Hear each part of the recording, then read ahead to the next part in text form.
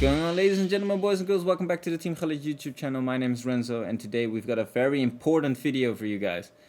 In approximately a couple hours, everybody is going, well, almost everybody is going to be able to play FIFA for those that haven't pre-ordered as well. So what is the most important thing next to scoring goals? It's preventing your opposition from scoring goals.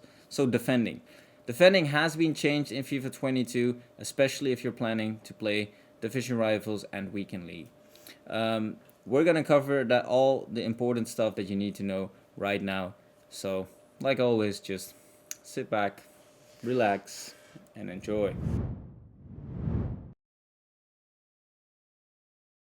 Starting off with the jockeying changes. Jockeying has been changed, like I said, for the people that plan on playing with game modes with the competitive master switch on. It has been changed because previous years, as you can see in the example, look at the top right, we're using this L2 R2 jockeying, which was very effective.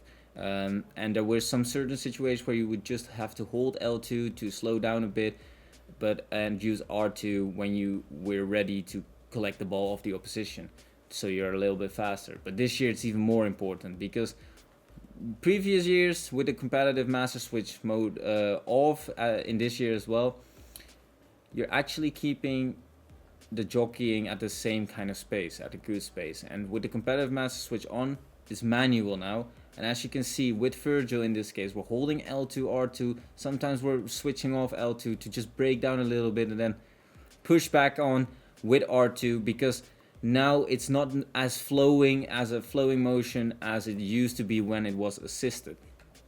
So you have to be very careful at what point you're using L2, at what point you're using L2, R2, or when you're using just sprinting. And also standing tackles are very important in this case as well, to time them right. It's a very effective way to get the ball off the opposition.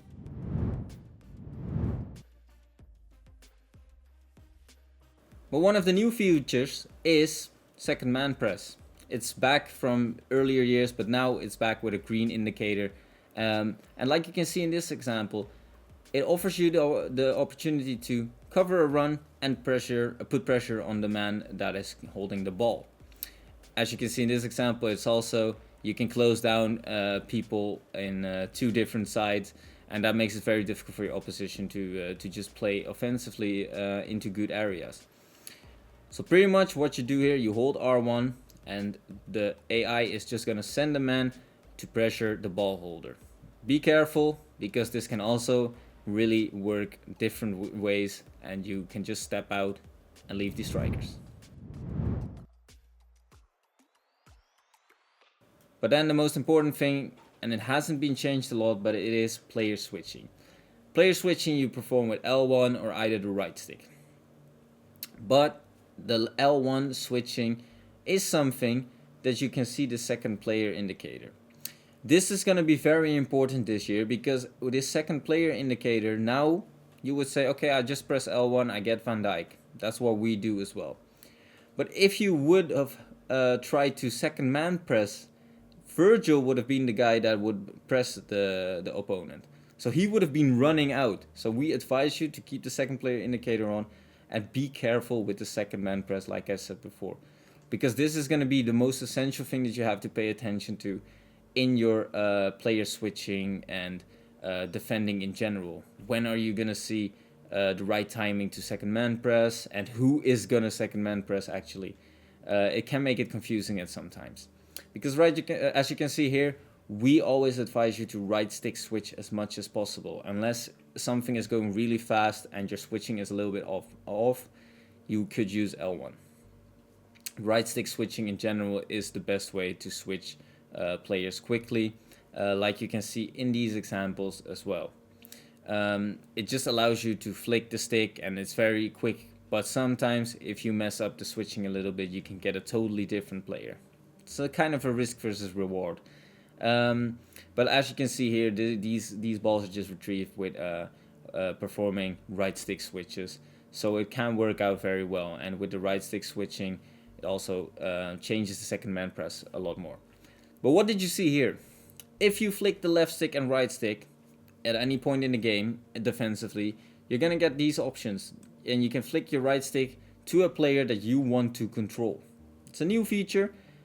don't really recommend this in regular gameplay. So when your opposition is like performing a counter attack or something, it might be useful, but this is something that I think you guys should only use with set pieces. But in these set pieces, it's actually very effective, because right now, when we press this, we get the opportunity to actually pick the player that defensively would be the best marker or the best player that can head the ball away. For example, in this case, we select Marquinhos because we know he is probably the tallest in our team, and he has good heading stats to actually mark the guy that we think is going through. And as you're going to see in this clip, Marquinhos is going to be actually the one clearing the ball. So this is very useful for set pieces. And I hope you guys enjoyed this small defending tutorial. We'll definitely have other stuff coming up if it happens to be useful for defending. My name is Renzo. See you guys in the next video. Ciao, ciao.